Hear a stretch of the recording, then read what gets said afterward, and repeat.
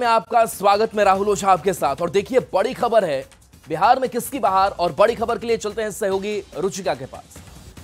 बिल्कुल राहुल, तो देखिए इस वक्त की आपको बड़ी खबर बताएं, जहां महागठबंधन में इस वक्त सीटों को लेकर के खींचतान जारी है।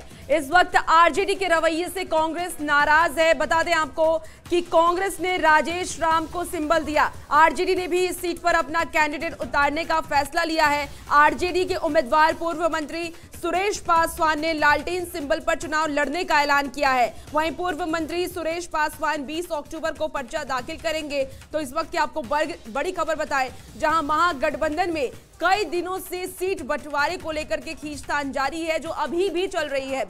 आरजेडी के रवैये से अब कांग्रेस नाराज नजर आ रही है और कांग्रेस ने राजेश राम को सिंबल दे दिया है। आरजेडी ने भी इस सीट पर अपना कैंडिडेट उतारने का फैसला किया। आरजेडी के उम्मीदवार पूर्व मंत्री सुरेश पासवान ने सिंबल पर चुनाव लड़ने का ऐलान किया है। राजेश राम का ये पोस्ट भी आपको इस वक्त टीवी स्क्रीन पर दिखा रहे हैं, जहां दलित दबेगा नहीं, झुकेगा नहीं, अब इनकलाब होगा। तो ये उनका पोस्ट जो उन्होंने एक्स के माध्यम से साझा किया और जय बापू, जय भीम, जय संविधान का उन्होंने जिक्र किया है, कांग्रेस का उन्होंने जिक्र किया है। तो कांग्रेस ने राजेश राम को सिंबल दिया है। इस वक्त की आपको ये बड़ी खबर बता रहे हैं, महागठबंधन में इस वक्त अभी भी पेच फंसता हुआ नजर आ रहा है। पहले सीटों को लेकर के पेच फंसा था और अब उम्मीदवारों को लेकर के भी पेच फंसता हुआ नजर आ रहा है। अब आरजेडी के रवैये से, और कल राजेश राम ने क्या कुछ कहा था, सबसे पहले आपको वो सुनाते हैं। ट्रेनिंग का जहाँ तक मामला है, अभी उस पर बहुत ही प्रक्रियाधीन है। कई सीटों पर क्रॉस डिमांड्स है और क्रॉस डिमांड्स में 6 पार्टी है, 6 का अपना अपना ग्रीवांसेस होता है। सारे निर्णयों का अधिकार कोऑर्डिनेशन कमेटी के चेयरमैन के हाथ में है और ये कोऑर्डिनेशन कमेटी के चेयरमैन जो फैसला लेंगे, गेंद उनके पाले में है और गेंद जिधर देंगे हम लोग उसको मानने के तैयार हैं। और संजय हमारे साथ न्यूज 18 संवाददाता औरंगाबाद से जुड़े हैं। संजय, ये आज की बात नहीं है, बहुत पहले ये खबर आई थी कि इन सीटों पर आरजेडी और कांग्रेस सामने सामने आ जाएगी और ठीक ऐसा ही कुछ हो रहा है। लेकिन सवाल यही उठता है कि कांग्रेस के प्रदेश अध्यक्ष राजेश राम, और कह सकते हैं कि बिहार के बड़े चेहरे और नेतृत्व, लेकिन उनको ये उनके सामने टिकट देना आरजेडी का ये कहीं ना कहीं बड़ा सवाल खड़ा कर रहा है। हम जुड़ेंगे आपसे, लेकिन देखिए ये आपको पोस्ट भी साथ साथ दिखा रहे हैं और इसकी जो कहानी है वो काफ़ी पहले से, महीनों पहले से शुरू हो गई थी। जब ये खबर हमने दिखाया भी था कि कुछ ऐसी सुगबुगाहट जो है वो आरजेडी की तरफ से आ रही है और देखिए हुआ भी कुछ ऐसा ही। और जब आरजेडी की तरफ से अपने प्रत्याशी का ऐलान किया जा चुका है और खुद राजेश राम चुनावी मैदान में यहां से ताल ठोक रहे हैं, लेकिन क्या मतलब बनता है, संदेश साफ है और खबर भी हम लगातार आप तक पहुंचा रहे हैं कि जो बातचीत है आरजेडी और कांग्रेस के नेताओं के बीच वो बंद हो चली है। यानी कि अब रास्ता कोई निकालने की कोशिश नहीं हो रही है, जिससे जहां से मन हो रहा है वो अपने प्रत्याशी को वहां से उतार रहा है। और ऐसी करीब 11 से ज्यादा सीटें अब तक हो चुकी है महागठबंधन के अंदर, जहां दो घटक दल एक ही सीट पर अपने प्रत्याशियों को उतारे हुए हैं। ऐसे में जाहिर सी बात है कि इसका सीधा जो नुकसान है प्रत्याशियों को होगा। संजय हमारे साथ न्यूज 18 संवाददाता जुड़ गए हैं। संजय, अब राजेश राम की जगह उनकी सीट पर उनके खिलाफ आरजेडी की तरफ से भी उम्मीदवार और ये खींचतान लगातार बढ़ती जा रही है। देखिए राहुल, कई चीजें हैं जिस पर टकरार है, चाहे आप कहलगांव की बात कर लीजिए, वैशाली की बात करिए। आरजेडी और कांग्रेस की सीट कॉन्फ्लिक्ट से दोनों ने अपने कैंडिडेट, हालांकि कहलगांव में सेकंड स्टेज पे है, लेकिन प्रवीण कुशवाहा को कांग्रेस ने टिकट दिया है। सबसे बड़ी बात कांग्रेस के प्रदेश अध्यक्ष राजेश राम की है, जहाँ 20 अक्टूबर कल आखिरी दिन है और वो नॉमिनेशन करने जा रहे हैं। खबर ये आई है जो आरजेडी है उसने वहां से सुरेश पासवान को उतारने का फैसला किया।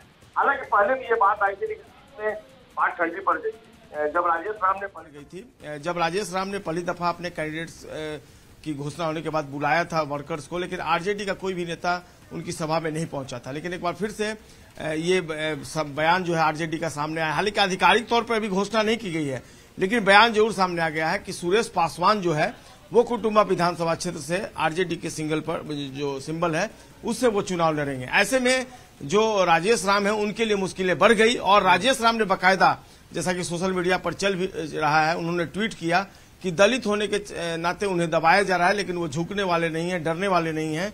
और फिर उन्होंने अपने कांग्रेस की दुहाई दी और तमाम तरह के संदेश जो है वो कन्वे करने की कोशिश की है।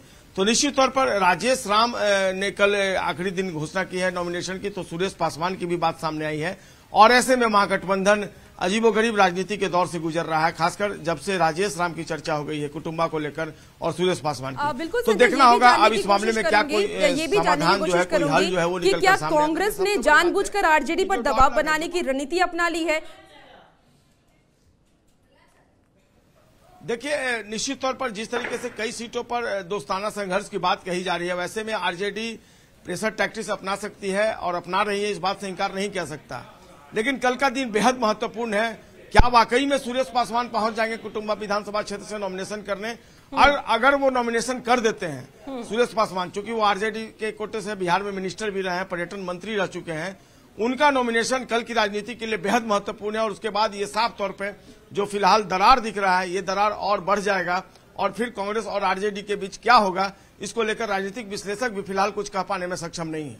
जी बिल्कुल संजय, तो देखिए इस वक्त आरजेडी और कांग्रेस में सब कुछ ठीक नजर नहीं आ रहा है, कंफ्यूजन अभी भी बरकरार है। लेकिन बिल्कुल संजय, आप हमारे साथ बने रहिए। तो देखिए, महागठबंधन में कई दिनों से सीट बंटवारे को लेकर के खींचतान जारी है। आरजेडी के रवैये से कांग्रेस की जो नाराजगी है वो साफ तौर से दिखाई दे रही है। कांग्रेस ने राजेश राम को सिंबल दिया है और आरजेडी ने भी इसी सीट पर अपना कैंडिडेट उतारने का फैसला किया है। आरजेडी के उम्मीदवार पूर्व मंत्री सुरेश पासवान ने लालटेन सिंबल पर चुनाव लड़ने का ऐलान किया है। पूर्व मंत्री सुरेश पासवान 20 अक्टूबर को पर्चा दाखिल करने वाले हैं। तो देखिए, महागठबंधन में एक नजर भी डालते हैं कि आखिर हो क्या रहा है। तो महागठबंधन में गाठी गांठ फिलहाल है।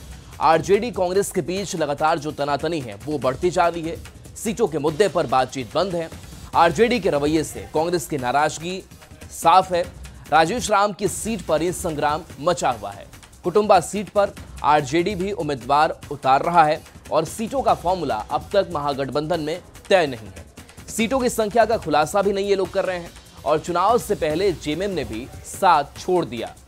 कांग्रेस में नाराज नेताओं की बगावत भी शुरू हो चली है और बिहार कांग्रेस के बड़े नेताओं के खिलाफ आवाज एक गुट जो है कांग्रेस के अंदर वो बुलंद कर रहा है। कांग्रेस के नाराज नेता पार्टी के बड़े नेताओं पर ही गंभीर आरोप लगा रहे हैं।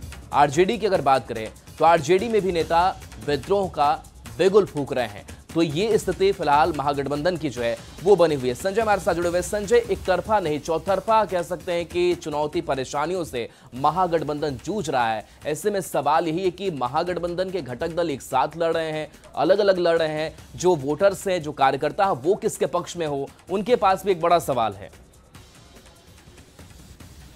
जी, जाहिर सी बात है कंफ्यूजन की स्थिति होगी।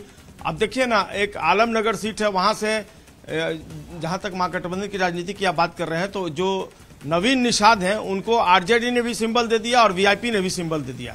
तो ये महागठबंधन की राजनीति चली। हालांकि कांग्रेस की सफाई आई है इस पूरे मामले में। कांग्रेस का ये कहना है कि 2020 में उसके जहां कैंडिडेट्स थे वहां पर उन्होंने अपने कैंडिडेट उतारे हैं। आरजेडी के खिलाफ उसने कोई कैंडिडेट नहीं दिया है और हालांकि आरजेडी जो है उसके खिलाफ कैंडिडेट दे रही है।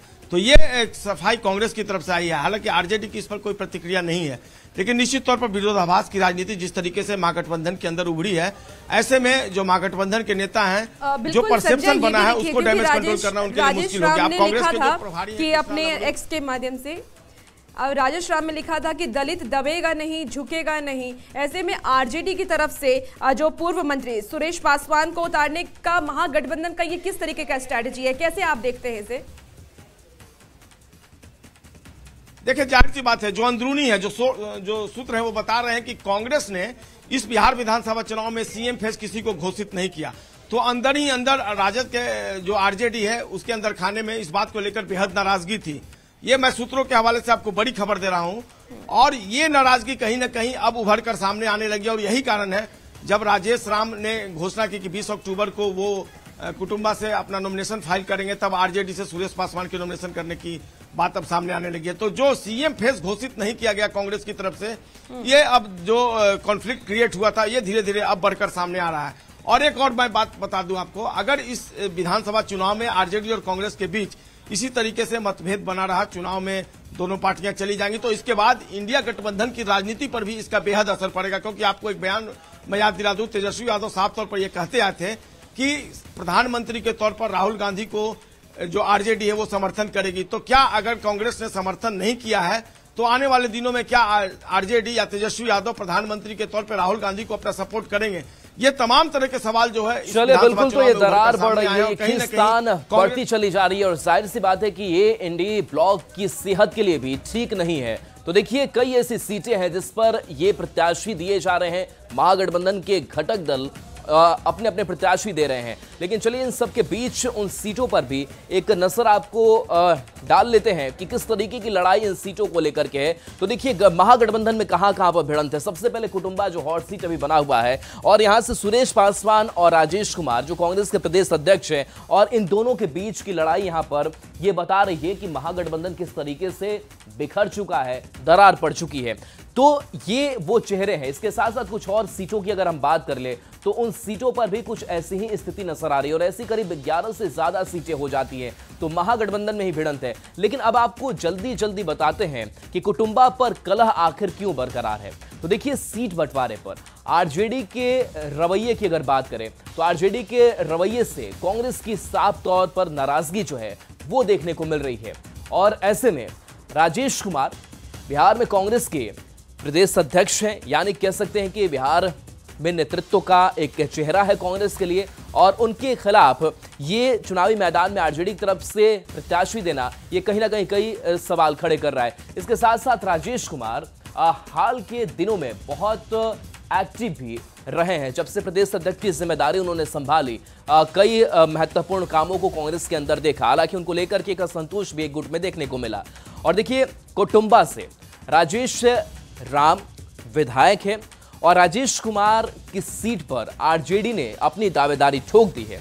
कुटुंबा से उम्मीदवार उतारने की पूरी तैयारी में आरजेडी है, और यहां से आरजेडी के प्रत्याशी के तौर पर पूर्व मंत्री सुरेश पासवान को उम्मीदवार बनाने की बात कही जा रही है। तो ये वो कुटुंबा सीट जहां पर ये स्थिति बनी हुई है। और देखिए, संजय हमारे साथ जुड़े हुए लगातार। संजय, अब नाम वापसी को लेकर भी कह सकते हैं कि 24 घंटे के करीब का जो वक्त है वो बचा हुआ है, लेकिन ऐसे में क्या लग रहा है कि एक संभावना विकल्प जो है वो भी दिखाई दे रहा है कि कहीं जो फ्रेंडली फाइट की बात हो रही हो या फिर जब चीजें गड़बड़ हो रही हो तो उसको ठीक करने की कोशिश अंतिम घड़ी में ये महागठबंधन के घटक दल करे। क्या कोई ऐसा विकल्प संभावना दिखाई दे रहा है अब तक? देखिए, फिलहाल जैसा कि मैंने आपको बताया, राहुल डायलॉग बिल्कुल बंद हो चुका है, बातचीत बंद हो चुकी है। इस बीच लेफ्ट के नेताओं ने कहा कि आज वो तेजस्वी यादव से इस पूरे मामले में बातचीत करेंगे और पहल करने की कोशिश करेंगे। लेकिन जो रवैया है पार्टियों का, वैसे में उन्हें भी संभावना कम दिख रही है। तो देखना होगा।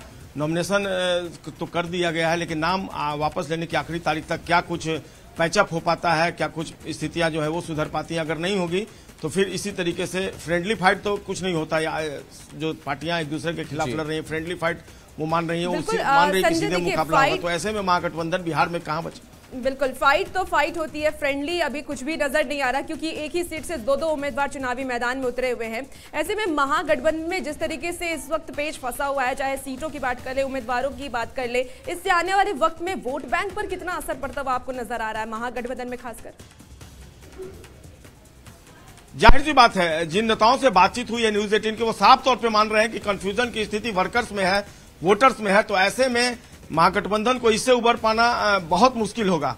तो देखना होगा, बहुत कुछ अहम निर्भर करता है। अगले कुछ घंटे में, 24 घंटे में क्या नाम वापसी तक सारी स्थिति स्पष्ट हो जाती है। अगर नहीं होती, अब देखिए एक बात और है, जो गोड़ा बौराम है वीआईपी की सुरेश जो मुकेश, शुक्रिया इस अपडेट के लिए संजय आपका। और देखिए, इंडिया के अंदर सीट बंटवारे को लेकर, अंदरूनी कलह को लेकर बीजेपी ने जहां तंज कसा है, वहीं महागठबंधन के नेता पलटवार करते हुए कहा कि कोई दिक्कत नहीं है। बयान कुछ सामने आया, सुनाते। ये संतरा की तरह है, देखने में तो एक लग रहा है लेकिन अंदर से फाक फाक है।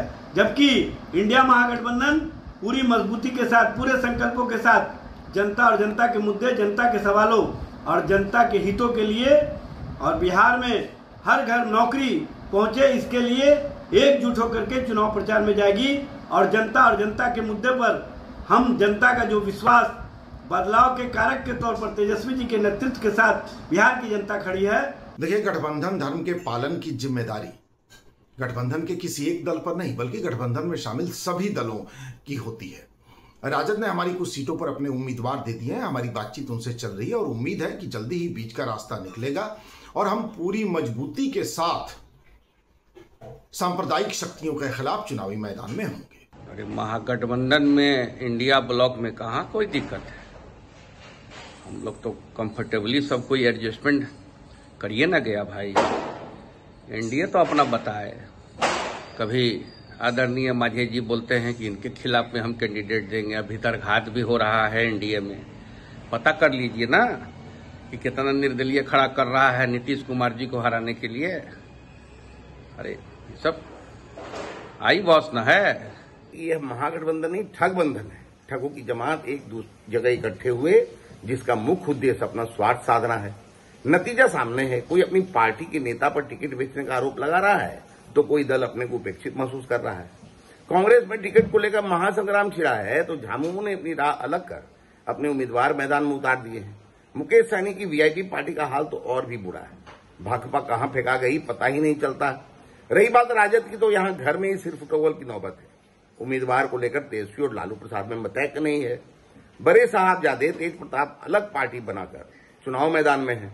दरअसल राजद नेता तेजस्वी यादव की बड़ी महत्वाकांक्षा ने महागठबंधन के अस्तित्व को ही मिटिया-मीट कर दिया है। बिहार विधानसभा में इंडिया की गांठ खुल गई है और अब आरजेडी कांग्रेस सीपीआई आमने सामने है। सबसे बुरा हाल तो वैशाली जिले का है, जहां 3 विधानसभा क्षेत्रों में महागठबंधन पूरी तरह से दरक गया है। हालात ये है कि वैशाली, लालगंज और राजापाकर में इंडिया के घटक दल ही एक दूसरे के खिलाफ ताल ठोक रहे हैं, जिससे एनडीए की राह आसान हो गई है। वैशाली विधानसभा में कांग्रेस से संजीव कुमार ने नामांकन दाखिल किया है, तो वहीं नामांकन के आखिरी दिन लोक जनशक्ति पार्टी से भागे हुए अजय कुशवाहा ने आरजेडी के सिंबल पर पर्चा भर दिया है। हालांकि दोनों ही नेता अपने वोटरों को सब कुछ ठीक हो जाने का दिलासा दे रहे हैं।